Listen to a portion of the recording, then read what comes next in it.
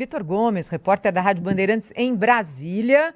Todo ano a mesma ladainha, né, gente? Chega dezembro, não vota LDO. Basicamente, a gente já sabe como que vai ser o orçamento do ano que vem. Vai ter despesa demais para dinheiro de menos, como tem sido nos últimos anos. Deixa eu dar as boas-vindas já aqui ao Emanuel Pessoa, colunista da Rádio Bandeirantes, do jornal Gente, advogado especialista em direito empresarial. Está toda terça-feira aqui conosco, falando sobre os assuntos que mexem com a vida das empresas também, né, Emanuel? Bom dia. Bom dia, Thaís. Bom dia, Pedro. Tudo bom, pessoal? Como é que vai? Emanuel, a gente vê esse quadro para o ano que vem, com uma instabilidade fiscal e com o Banco Central já indicando o seguinte: talvez eu reduza uma coisinha de nada os juros, mas se reduzir vai ser uma coisinha de nada. Ou seja, taxa Selic hoje em 15, deve fechar o ano em 15, na próxima reunião do Copom, e aí, nas expectativas do mercado, se fechar o ano que vem em 14, 13,75, está de bom tamanho para o Banco Central. Ou seja, o crédito vai continuar muito, muito alto. Pelo que você tem conversado com empresários, com gente que se planeja com o ano que vem, como é que o empresário brasileiro está trabalhando dentro desse cenário para 2026? Thaís, é o seguinte, a taxa de juros ela tem um problema que a maioria das pessoas não percebe, que juros é o preço da moeda. Então, dinheiro tem um custo. E esse custo ele reflete na taxa de juros. E o que acontece?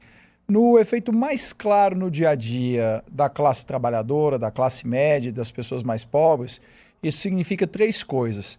Primeiro, a atividade econômica mais lenta do que poderia ser, o que significa menor oferta de produtos, de serviços, menos contratação de pessoas, menos interesse em se fazer investimentos.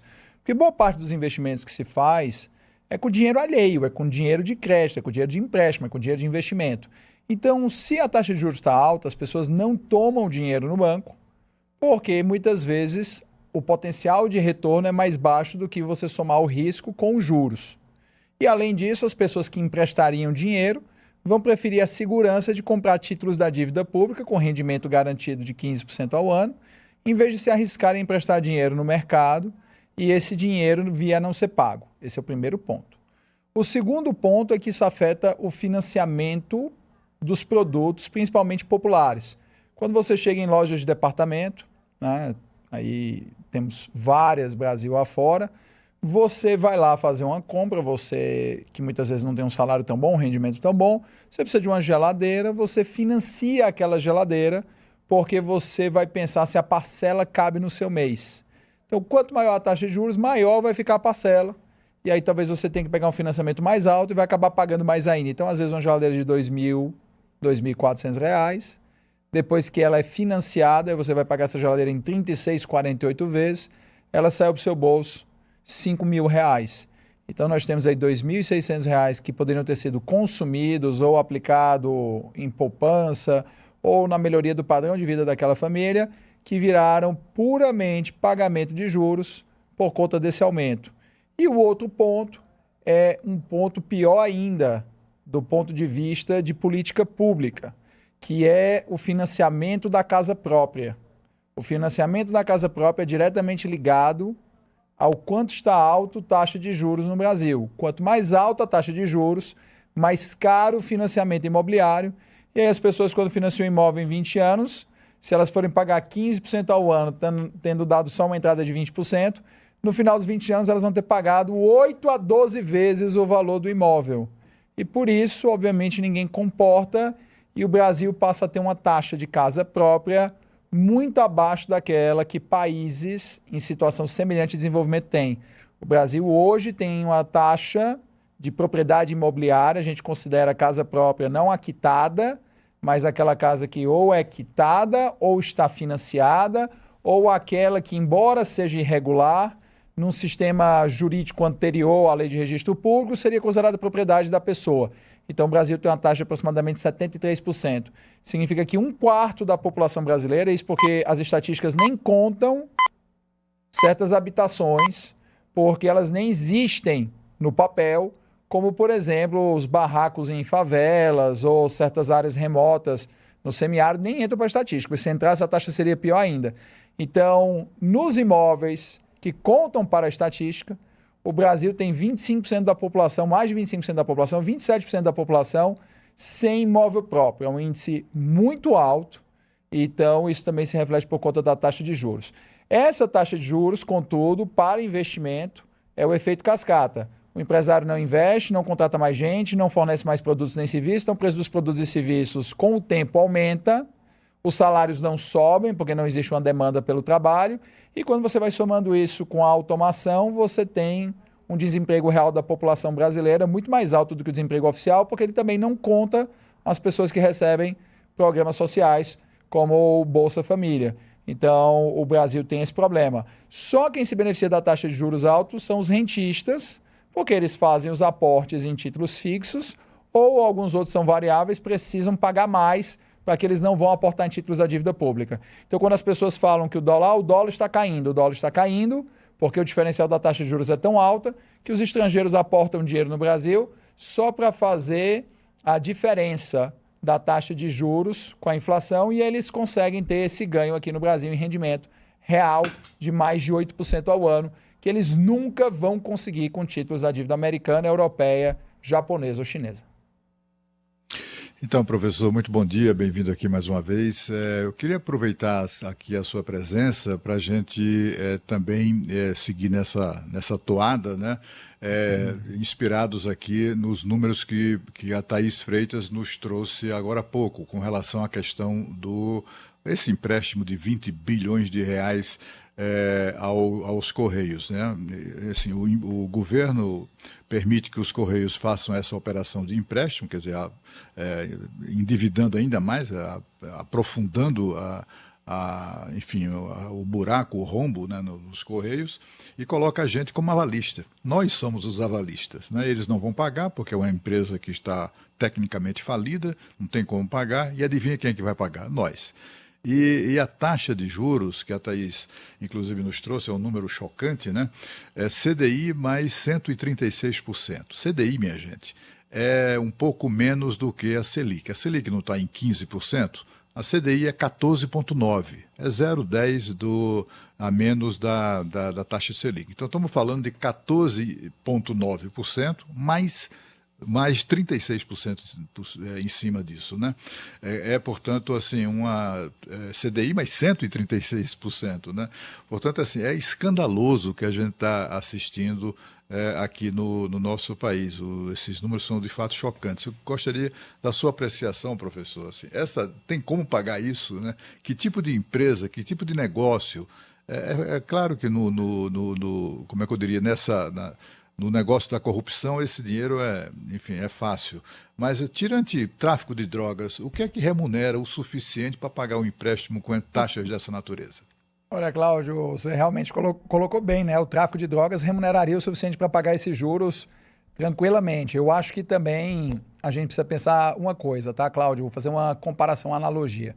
Quando o Correio paga 30 e poucos por cento a mais do que o CDI, e aí você está querendo dizer que ele vai pagar mais ou menos 20% ao ano, se você comparar com os juros que a Dona Maria ou o seu José vão pagar no cartão de crédito deles rotativo, se eles atrasarem uma parcela na Renner, Riachuelo, Casas Bahia, é juro de troco. Então, o problema ele é estrutural da economia brasileira, porque quando eles atrasam o cartão de crédito nesses lugares, eles vão pagar 10% ao mês, que no ano não vai dar 120, porque esses é juros compostos. Então, eles vão pagar aí no ano quase 200% de juros. Então, se você parar para pensar, o Correio pagar 20 ainda é muito, mas comparativamente com a população brasileira é uma taxa baixa, justamente porque tem o governo federal como avalista. Então, o grande problema, Cláudio, dos Correios é gestão, né? A gente teve recentemente, acho que foi até o próprio Pedro que perguntou isso para o ministro Haddad, e o ministro Haddad ele conseguiu falar que o problema dos Correios é que ele entrega carta. E eu acho que o ministro Haddad ele não conseguiu se aperceber que as pessoas hoje preferem mandar e-mail. Então, carta já foi. Tá? Tem gente que ainda manda? Tem. Acontece. Pessoas mais velhas e tudo, mas não é num volume que geraria todo esse déficit dos Correios. Senão, os Correios teriam sido deficitários na gestão passada. Na gestão retrasada, eles eram deficitários. Na gestão, aliás, retrasada, eles eram deficitários, na do Temer começou a melhorar, na do Bolsonaro ficou positiva, agora voltaram a ficar negativos. Então, me parece que o problema dos Correios é um problema basicamente gerencial e de tempos em tempos, né, estoura escândalo sobre o fundo de pensão dos Correios, o Postales. Então, eu acho que talvez fosse o momento oportuno, aproveitando que o Senado Federal se afastou aí do governo agora, né, o Alcolumbre deu uma declaração de que o governo descobriu que é não contar com o presidente do Senado. Eu acho que talvez o Legislativo pudesse ter um pouquinho mais de brios e exercer, por meio do controle externo, uma avaliação sobre como operam as estatais. Eu acho que aí o Alcolumbre teria capacidade de ter, se não por virtude, mas para obter mais poder de negociação com o governo, eu acho que se ele fizesse uma bela investigação nos Correios, nós teríamos muitas coisas reveladoras no Brasil. Porque o fato é que não é possível que uma empresa dá prejuízo com uma administração, com outra dá lucro, e quando volta à administração anterior, ele volta a dar prejuízo de novo.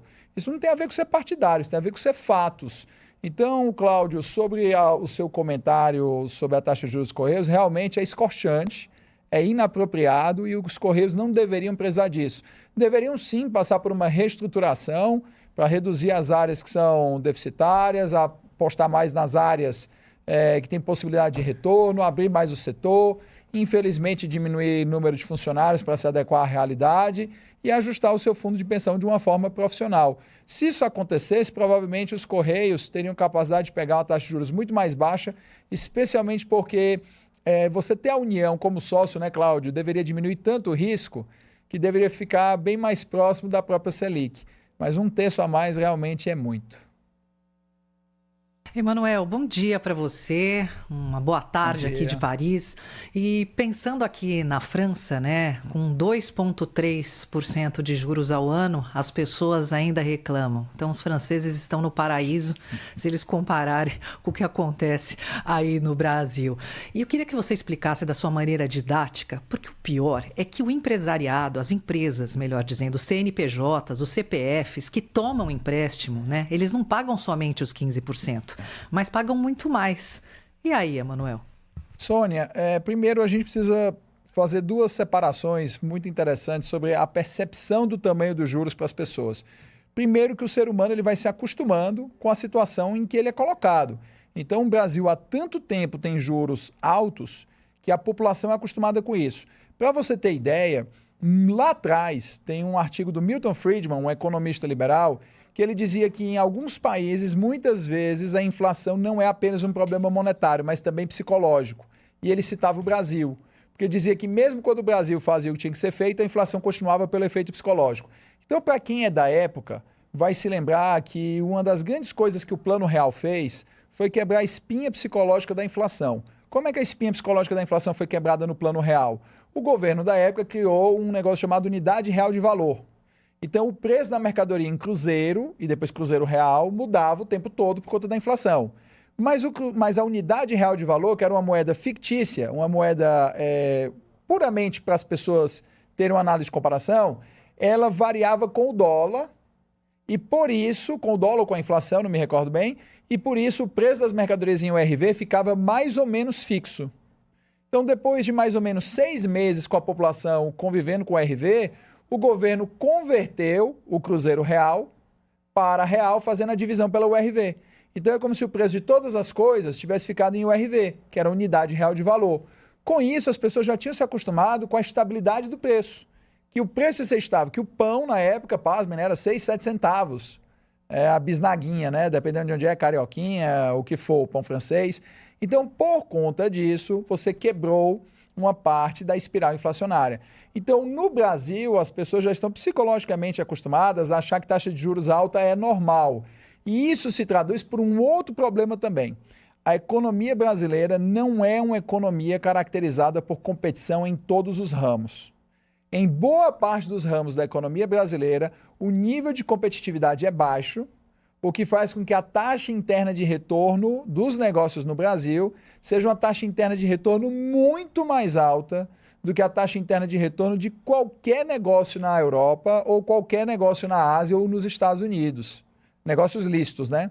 Então, por conta disso, como a nossa taxa de juros é alta, a taxa de retorno é alta, então uma coisa meio que parece que compensa a outra. Então, às vezes o sujeito pega juros ali a 20%, 25% ao ano, mas ele consegue pagar porque o retorno do negócio dele é 35%, 40% ao ano, que não acontece na Europa. Então, quando você monta um negócio na Europa, o retorno é 5%, 6% ao ano, quando muito. Então, se o sujeito pagar por ano uma taxa de juros maior do que 3,5%, 4% ao ano, ele fica deficitário. Então, a conta não fecha para ele de maneira nenhuma. Então, no Brasil, a nossa competitividade baixa, ela faz com que a taxa de retorno dos negócios sejam altas, especialmente porque o Brasil é um país muito arriscado. Então, a gente sabe que quanto maior o risco, maior a recompensa. Nem todos vão conseguir, mas quem consegue tem alto. E isso permite você ter uma situação em que psicologicamente os donos de negócios estão acostumados com taxa alta de juros. Então, o Brasil precisa quebrar o aspecto psicológico de achar que é normal os juros altos, para a gente também não ter só uma situação no qual você quebra os fundamentos estruturais, mas os juros continuam altos porque as pessoas estão acostumadas. Isso passa pela educação financeira, isso passa por trabalho de base, isso passa por aumento de competitividade bancária, e isso passa pelo governo absorver menos dinheiro da poupança interna para se financiar. E aí a gente, com esses fatores, não vai conseguiria ter acontecer juros nunca, civilizados. Emanuel. Isso tudo. Olha, talvez um dia isso aconteça, como talvez um dia tenha um jogo em que o Neymar não caia. Então a gente não sabe. A esperança, né, é a última que morre. Então, pode acontecer? Pode. Eu espero que aconteça, tá? As pessoas, quando às vezes me perguntam, eu digo, eu sem nenhuma questão assim de gabolice pessoal, eu podia morar em vários lugares fora do Brasil, mas eu amo o meu país, eu quero morar aqui, eu quero que aqui dê certo. Então, quando você fala nunca vai acontecer, eu sei que o mais provável é que nunca aconteça, mas por ser possível, eu gostaria de continuar junto com a população brasileira trabalhando para que isso acontecesse. Porque nós nascemos aqui, vivemos aqui, criamos nossas famílias aqui, esse é o nosso lugar. Professor Emanuel Pessoa está com a gente aqui. Vocês sabem que ele é advogado, ele atua na área do direito empresarial, morou na China durante um bom tempo, tem um conhecimento profundo, né, sobre os negócios aí do Brasil com a China e recentemente em uma publicação tratou de um tema que eu acho que vai interessar ao ouvinte do Jornal Gente, por isso que eu queria que o senhor trouxesse algumas considerações sobre isso para nós aqui. Por que no Brasil nós temos favela e na China não existe favela? Tema sensível, hein, Pedro? Vamos lá. Na China já existiu favela? Já existiu. Na China já existiu favela. A gente precisa entender primeiro que são sistemas diferentes. Muitas vezes, eu tenho trazido muito esses conteúdos em redes sociais, mas as pessoas muitas vezes, elas acham que você pode transplantar soluções de um país para o outro. Não necessariamente. O que você pode fazer é entender o que funciona, tentar adaptar, entender as características locais. Então, na China, são três fatores, na verdade, que explicam por que lá nós não temos favela. O primeiro desses fatores é que existe na China um negócio chamado Hukou. O Hukou é uma espécie de passaporte interno que diz onde as pessoas podem viver. Então funciona para a gente entender mais ou menos o seguinte: se o Pedro nasce numa vila no interior da China, por exemplo, na província de Xinjiang, que é uma província no oeste da China, que é uma província que ainda a prosperidade que hoje a gente vê na China ainda não chegou lá no mesmo nível, o Pedro ele não pode se mudar, por exemplo, a Shanghai, que é, junto com Beijing, as duas cidades mais ricas da China, simplesmente porque ele quer ir. O Pedro, para se mudar, ele precisa ter lá uma oportunidade educacional, o Pedro precisa ter lá uma oportunidade profissional, ou ele vai se casar, ou ele obteve permissão do governo. Fora isso, ele não pode se mudar para essa cidade. Então, para que um chinês se mude para qualquer outra cidade, mantendo seus benefícios sociais, ele precisa preencher um desses requisitos. O que isso gerou ao longo do tempo? Quando as cidades chinesas começaram a crescer de forma espetacular, 10, 15, 20, 30, 50% ao ano, alguns até mais de 100% ao ano, seria natural que os trabalhadores quisessem migrar para essas cidades. Só que você nunca vai ter uma migração que seja perfeita do número de pessoas necessárias para trabalhar no lugar.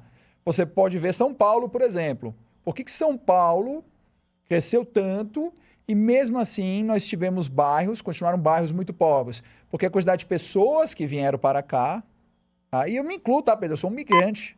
Eu vim para São Paulo, como a maioria das pessoas, em busca de condições melhores. Simples assim.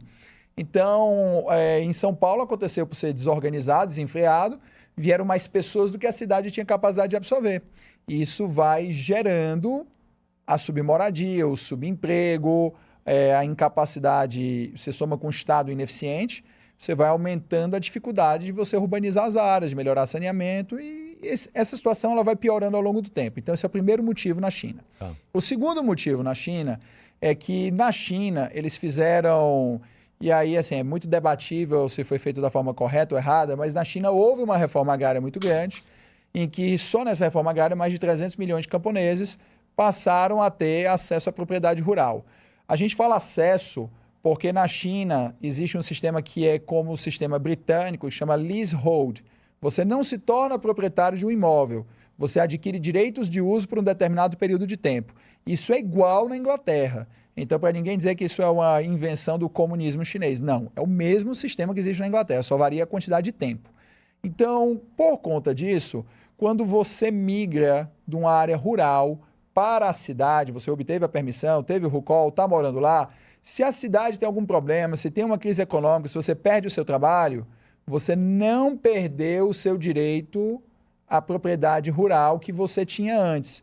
Então, em vez de você ficar numa cidade sem condições de pagar uma casa, um apartamento, algo do tipo, você volta para o campo, para a sua propriedade rural, e lá você tem pelo menos as condições de moradia. Terceiro ponto, e esse ponto é importante também se frisar, são os programas habitacionais. O governo chinês construiu dezenas de milhões, talvez até centenas, não tenho um número exato, de moradias populares. Então, o governo chinês, seja construindo para doar em áreas mais pobres e alocar as famílias, seja vendendo a preços subsidiados. E isso diminui muito a demanda por habitação. Então, hoje na China, mais de 90% da população chinesa vive em imóveis considerados próprios pelos critérios de estarem quitados ou estarem em financiamento imobiliário. E a China hoje tem mais unidades habitacionais do que pessoas. Tanto que, comumente, eles derrubam prédios antigos, o governo compra e derruba prédios antigos para poder manter a construção civil funcionando. No Brasil, nós temos um problema diferente. Quando houve a abolição da escravatura, a abolição da escravidão, nós não tomamos as medidas necessárias para integrar essas populações libertas à economia nacional, e muitas dessas pessoas acabaram tendo que recorrer a habitações improvisadas, como no Rio de Janeiro, nos morros e encostas. Nós tivemos também, depois da Guerra de Canudos, vários veteranos da Guerra de Canudos que não receberam as habitações prometidas do Exército e também constituíram favelas. E o Brasil não resolve o problema das favelas por três coisas. Primeiro, nenhum governo, nem os governos que se dizem populares de esquerda, tomaram medidas efetivas para fazer a regularização da propriedade imobiliária. Se você não regulariza a propriedade imobiliária das pessoas que moram na favela, ninguém investe para melhorar a qualidade da habitação, porque não é seu, é precário, você pode ser mandado embora a qualquer momento. Então você não vai gastar suas poucas economias melhorando aquilo. Segundo ponto, que só tem melhorado agora com a lei de saneamento, mas ainda não chegou principalmente às favelas. A falta de saneamento básico nessas comunidades também as torna muito piores do que elas poderiam ser e impede ali a instalação adequada de banheiros, cômodos, água e chegada de outros serviços públicos que normalmente são correlatos. Porque quando a casa ela tem a possibilidade de saneamento e tem título, a pessoa ajeita a casa, deixa bonitinha, ela quer uma ligação com a energia elétrica, depois ela vai querer a TV a cabo. E o terceiro é segurança, para que esses serviços, quando sejam providos por empresas reais e não por facções, como, por exemplo, o famoso Gato Net. Então, o Brasil poderia resolver o problema das favelas se houvesse vontade política. Então, embora os dois sistemas sejam diferentes, no final do dia, a razão pela qual a China não tem favelas e o Brasil tem mais de 13 mil favelas se chama vontade política. E essa vontade política não é apenas de não resolver o problema, mas há muita vontade política em perpetuar o problema, porque vários desses políticos se elegem pelo fato de explorarem a pobreza e a ignorância das pessoas que vivem nessas comunidades sem a dignidade que elas merecem. Então, o problema número 1 está na baixa qualidade geral dos nossos políticos, com algumas honrosas exceções. Tudo isso para a gente pensar aqui. Olha, queria te agradecer, Manuel Pessoa, mais uma vez aqui conosco no estúdio, no Jornal Gente. Tenho certeza que o nosso público está agora com a cabeça assim, ó, saindo fumaça, pensando por que a China, um país que era tão pobre há tão pouco tempo. Você fala, mas o Brasil é muito grande, é difícil. A China tem muito mais gente. A China é maior que o Brasil Então, em área. Tá? A China é maior que o Brasil em área. Tem a população 5, 6 vezes maior. A população é 7 vezes maior. E eles eram absurdamente mais pobres do que o Brasil até aproximadamente 40 anos atrás. Então, aproximadamente 40 anos atrás, a pobreza na China era tão intensa que uma comunidade média no Brasil ia parecer a Riviera Francesa diante da realidade de uma cidade média chinesa. Então, isso tem a ver com vontade de fazer as coisas. Isso não tem a ver com o regime, porque Singapura também era paupérrimo. Singapura era até mais pobre também do que o Brasil proporcionalmente, e Singapura nunca foi um governo comunista, sempre foi um país com orientação capitalista. E hoje Singapura tem os metros quadrados mais caros do mundo, tem uma das economias com maior renda do planeta, maior nível educacional. Então o problema do Brasil não é o regime político, são os políticos que não querem resolver a situação e querem manter as coisas como estão. Falta vontade de resolver as coisas. Obrigada, Emanuel. Professor, até a próxima. Oi, Cláudio. Não, é só um esclarecimento final sobre a questão dos Correios, né? É bom lembrar que aqueles 135% do CDI, isso não é o risco Dona Maria, né, do cartão de crédito, é risco Tesouro Nacional. É isso que torna exatamente escandalosa essa negociação dos Correios. Mas eu gostaria de saber, com a sua experiência de China, eu vi esses dias o relato de um brasileiro na China, em Guangzhou, que aliás é uma cidade que eu conheci, né, numa época que não era tão desenvolvida, ele mostrando lá, esteve lá num shopping gigantesco, um shopping onde se fabricam essas marcas conhecidas, digamos assim, de bolsas, de malas e etc. São uma coisa fabulosa do ponto de vista do volume, né? E ele falou que esse shopping tem um PIB maior do que o da Áustria. Isso faz sentido? É isso mesmo? Os números são assim tão espantosos quando a gente fala de China? Cláudio, Guangzhou, para quem não conhece aqui no Brasil, é o que nós chamamos de Cantão, né, em português. É uma transliteração da época quando os portugueses faziam as grandes navegações. Inclusive é engraçado, né, Cláudio? Se imputa aos portugueses a introdução de alguns tipos de pimenta que hoje são muito populares na culinária chinesa, porque eles teriam levado de algumas regiões da Índia para a China. Então, os portugueses, a gente tira piada com os portugueses, mas eles já foram uma grande potência e povos extremamente pioneiros. O que você falou é o seguinte, eu não me recordo da população de Guangzhou, acho que deve ter mais ou menos uns 15 milhões de pessoas, 15 para 18 milhões de pessoas, tá? Você considerar que eles devem ter aí um PIB per capita aproximadamente de $20 mil, o PIB de Guangzhou aí está perto de 400 bilhões de dólares. Eu não sei se o PIB da Áustria dá só isso, porque eu acho que a Áustria tem um PIB maior do que esse. Então eu acho que foi uma licença poética que essa pessoa... Não é o PIB da cidade, é a riqueza gerada pelo que esse centro comercial que fabrica e exporta esses produtos, sobretudo bolsas de marca, bolsas de grife, etc., e malas, mobiliza um volume de recursos que é maior do que o PIB da Áustria, disse lá o jornalista que... A cidade de Guangzhou, Cláudio, fica na província de Guangdong. Tá? Zhou é como se fosse cidade e Dong é como se fosse região. Então, a cidade de Guangzhou, sozinho, o porto de Guangzhou, exporta por ano aproximadamente 130 bilhões de dólares. Tá?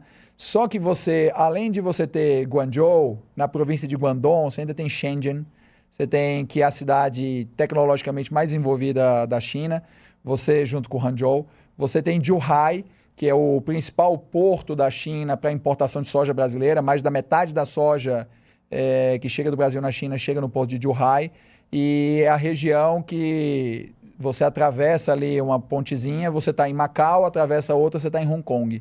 Então, realmente é uma região extremamente rica. Guangdong é a província mais próspera da China, mas eu não conheço essa empresa, essa produtora que teria sozinha uma economia maior que a da Áustria. Porque eu tenho para mim que a economia da Áustria deve ser aproximadamente uns 400 bilhões de dólares também. Então, talvez ele estivesse se referindo ao total de vendas de algum e-commerce, como, por exemplo, a Alibaba, que vende nos seus e-commerce mais de $1 trilhão por ano. Aí faria sentido. Mas uma empresa fabricante de bolsas, roupas, se ele estiver pensando na Shein, né, que é a que nós temos... Na verdade, são milhares de empresas, né, todas reunidas nesse local então, aí é que a Shein, Cláudio, ela funciona assim. As pessoas pensam que a Shein fabrica as coisas. A Shein não fabrica. A Shein é uma empresa de algoritmo que ela fica no distrito de Guangzhou e ao redor desse distrito, numa distância mais ou menos 5 quilômetros, tem um lugar, até coloquei um vídeo nas redes sociais mostrando isso, tem um lugar chamado Vila Shein, que é onde ficam dezenas de milhares de microfábricas. O nosso estúdio aqui às vezes do tamanho que a gente tem aqui, é um estúdio grande, mas ele seria do tamanho de 2 ou 3 fabriquetinhas dessas, que normalmente cada fabriquetinha dessa fabrica um único tipo de camisa ou um único tipo de calça altamente especializado para que o custo de produção desabe, às vezes de marca. Eu fui numa lá que fabricava Pierre Cardin, eu só fabricava a calça jeans da Pierre Cardin. Então, essas mini fabriquetinhas, elas todas recebem pedidos da Shein. Se a gente estiver levando em consideração isso, se essa é a ideia, considerar uma empresa como a Shein, que é uma agregadora dessas milhares de fábricas, exportando para o mundo todo, aí talvez essa conta ela faça mais sentido. Mas aí eu acho que essa exportação teria que sair de outras cidades, porque Guangzhou em si exporta 130 bilhões por ano. Esse é o professor Emanuel Pessoa, que está toda terça-feira conosco aqui no Jornal Gente, trazendo informações, comentários, opiniões a respeito de assuntos do momento. Até semana que vem, professor. Abraço, hein?